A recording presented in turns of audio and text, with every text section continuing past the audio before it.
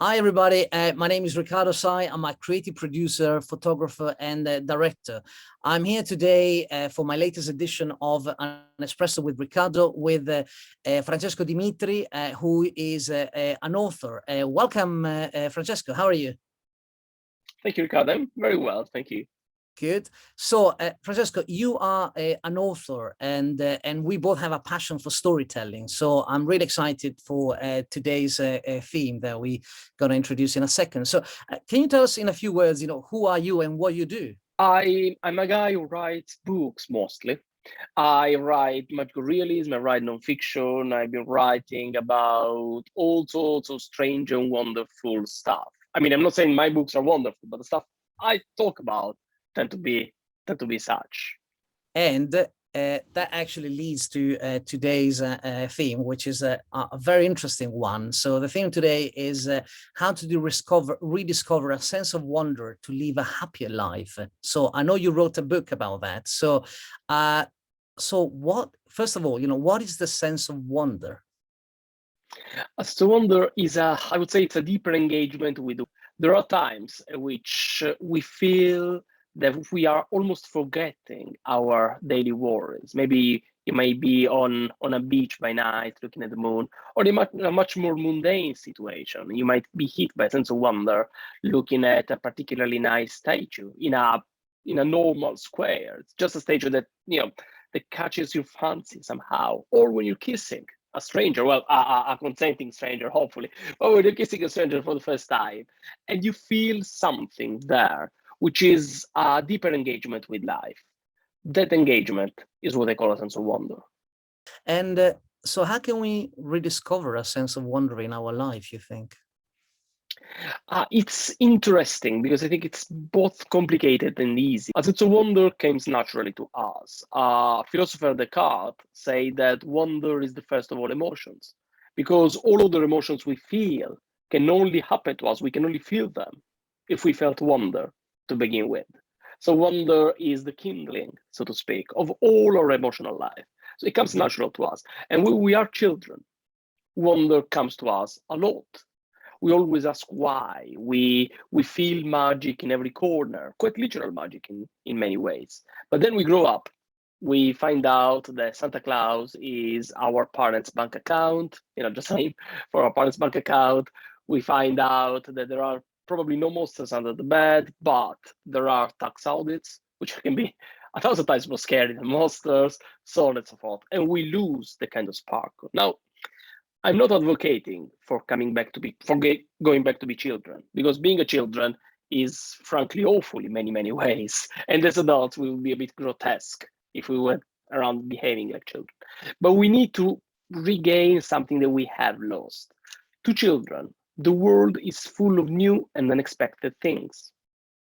And we have a lot of literature, both philosophical and psychological literature, telling us that we feel a sense of wonder when we're facing something that's either new or unexpected. So something that it's either something that we never saw before, we never faced before, or it is something that we know that we're looking at for the first time in a different light. If you look at the traditional science fiction, for example, you have a lot of first contact stories and stories in which humans meet aliens, which are filled with wonder, because these aliens are by definition very different from us. But we don't need to see aliens. We don't need to be lucky enough to meet another species to feel a sense of wonder. We can reconnect with it in our daily life as long as we learn how to recognize the new and unexpected things which are happening to us all the time. Wow, that's amazing already. I feel already wonderful. But yeah, it's great. No, I absolutely love it. So it's a bit. I mean, I never heard the expression. The sense of wonder. But it kind of reminds me a bit of magic as well. So is it?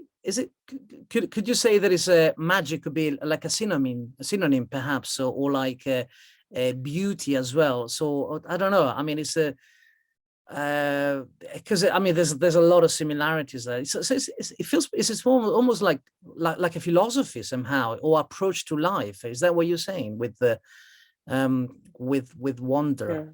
So with It's an approach to life. It is a philosophy. It is a way of looking at the world, a different way of looking at the world. I think that the world is never dull, but sometimes our way of looking at the world can be really, really dull. And this happens because a dull and cliche way of looking at the world is what we have been learning since we were young.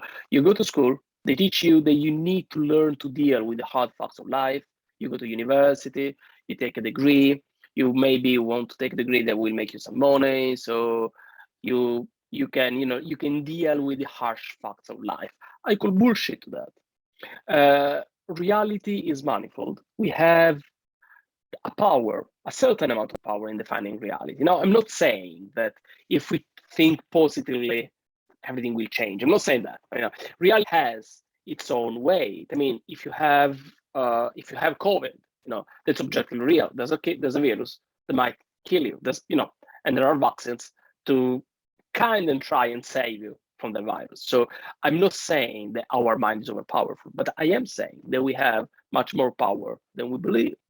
It's not about either deciding that we live in a cold, lifeless void, or we live in a world in which we are basically divinities. We just live in a world in which we are human beings, and human beings are pretty awesome. You were mentioning magic before. Now, some of the best professionals or wonder I met are stage magicians. Stage magic is unfortunately considered too often just something you do at children's party. You call this reggae magician to entertain your children at your party. But stage magic is a beautiful form of art, is one of the most ancient forms of art. And there are some incredible thinkers, incredible artists practicing stage magic today. I'm fortunate enough to be friends with one of them, who's Italian as well. But these people are thinking of magic in terms of the art of wonder. So magicians, stage magicians, really try not just to superficially amaze you with their tricks, but they try to awaken something in you, to awaken that kind of wonder that we're talking about. That's fantastic, and it reminds me of a film that I've done a few years ago with the aesthetic operator of Full Metal Jacket, John Word. And it was a fantastic man. And on top of being a cameraman and a director of photography, he was also a magician. And one of the most interesting answers he gave me in that documentary was actually because I did ask him, so what, cinema, magic, what's the connection? And his answer really resonated with me, and it's very similar to what you just said. And if we think about the origins of films as well, Georges Méliès and Lumière, and Georges Méliès was a magician, before being a filmmaker. So anyway, that's another conversation perhaps, but very fascinating. I don't think it is necessarily another conversation, because the origins of film are in magic. The origins of film are in wonder. The idea of using story per se only came later, as you know better than me. Even when they started using story, it was just to potentiate, to make the sense of wonder even more powerful. If you look at the history of art, most arts are born, I would argue all arts are born out of sense of wonder.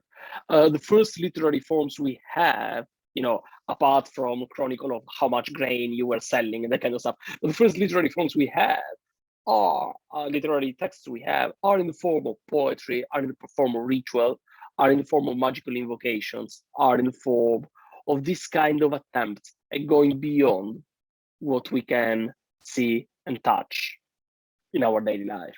Same goes with painting. The first cave art we have was probably shamanic in origins.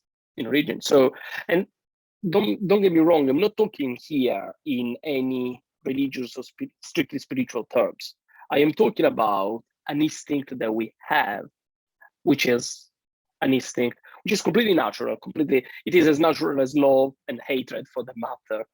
It's about who we are as human beings.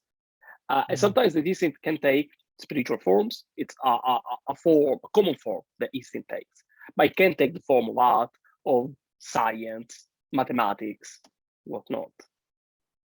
Fantastic. Thank you, Francesco.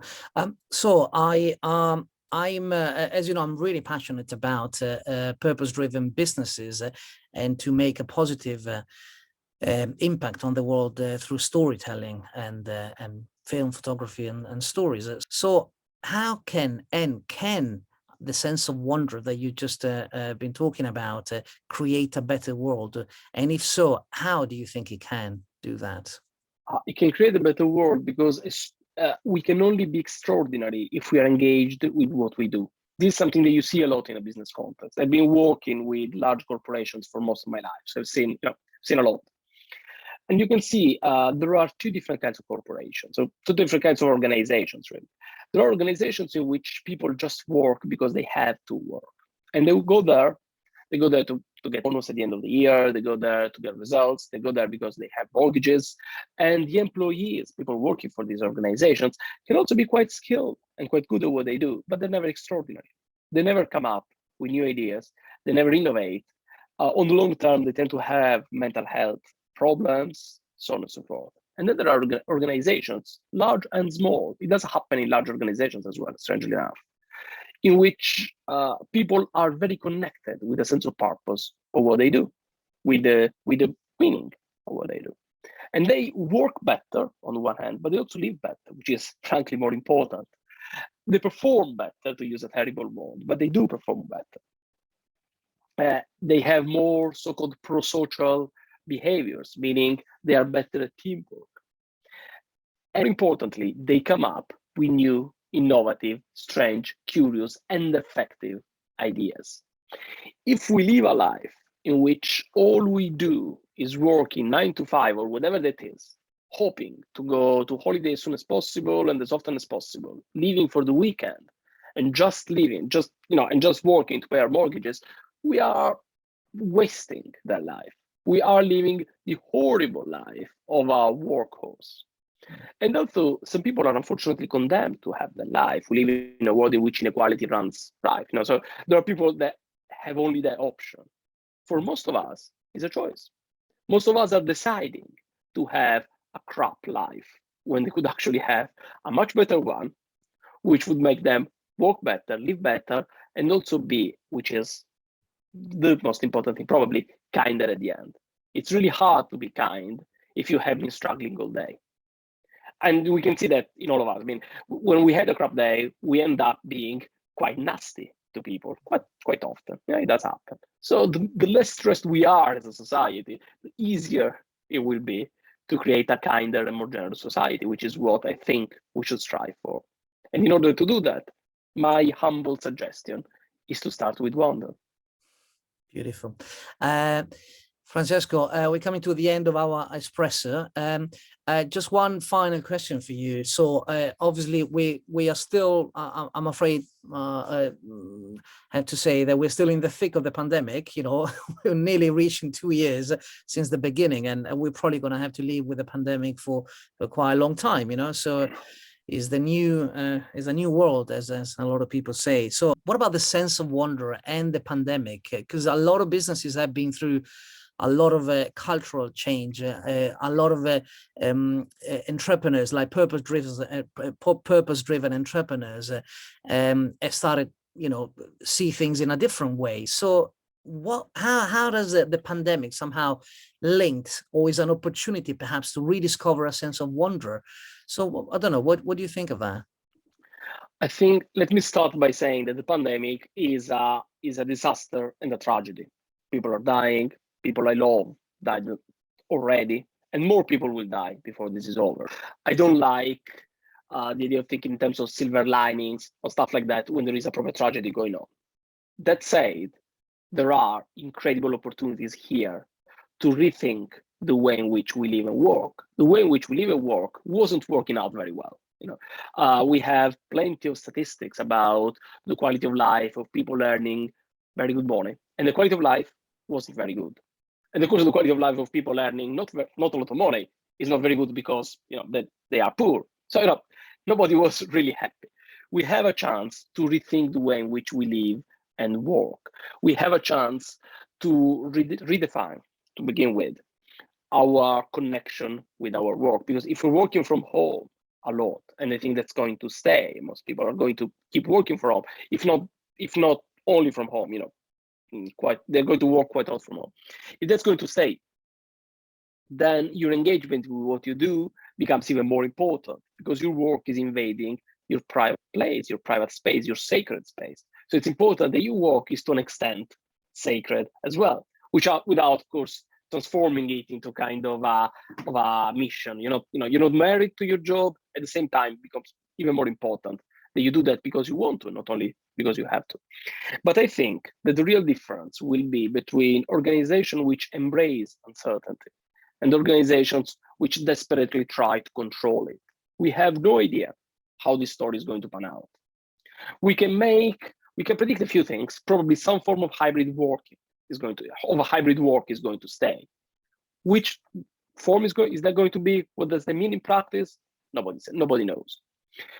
I think organizations who try to control the change too strictly are going to pay quite a huge price for that.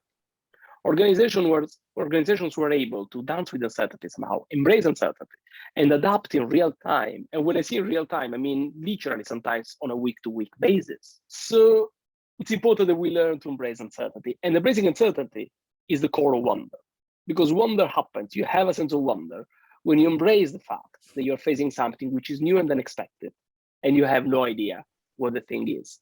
You can turn anxiety into curiosity, the fear of this new thing into a sincere joy in exploring what this new thing is.